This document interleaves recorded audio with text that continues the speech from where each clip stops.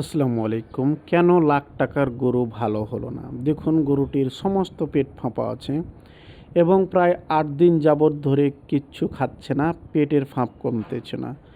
তো এটি সর্ব লেভেলের চিকিৎসা করার পর আমি পেয়েছিলাম। তো দেখুন, অবশ্যই সে পায়খানা করতেছে, কিন্তু কেন ভালো হবে না তাও?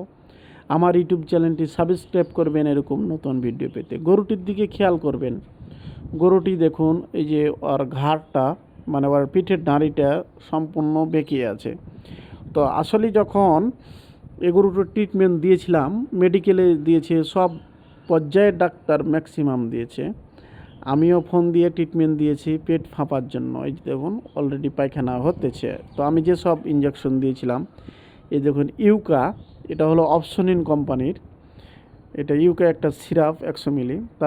তারপরে দিয়েছিলাম, এই দেখুন, এই যে এটি কিন্তু পুরোটাই দিয়ে দিয়েছি।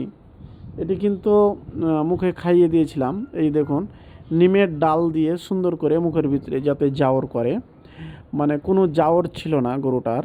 তারপরও আমি চেষ্টা করেছি যেন জাওর করতে থাকে। এই যে দেখুন, এভাবে মুখ লাড়লে হজম হতে সাহায্য করবে। হ্যাঁ, এই জন্যে আমি এটা দিয়েছি। মানে কোনো ট্রিটমেন্ট মানে বাকি রাখিনি, তারপরও কেন হবে না? তো আপনারা অবশ্যই খামারিরা সতর্ক হবেন। এই দেখুন, পেট ফেঁপে আছে, এই যে পায়খানাও অলরেডি করেছে ওষুধ দেওয়ার পর। আমি অবশ্যই সোডিফাই কার্ভ ওই যে স্লাইনের মাধ্যমে দিয়েছি। এই যে দেখুন, এটা পপুলার কোম্পানির, অনেক ভালো এটাও।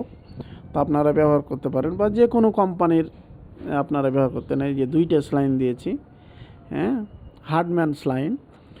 তো আসলে ভালো না হওয়ার কারণ হলো গরুটি টিটিনাস হয়ে গেছে, গোটা ঘাড় বেঁকিয়ে।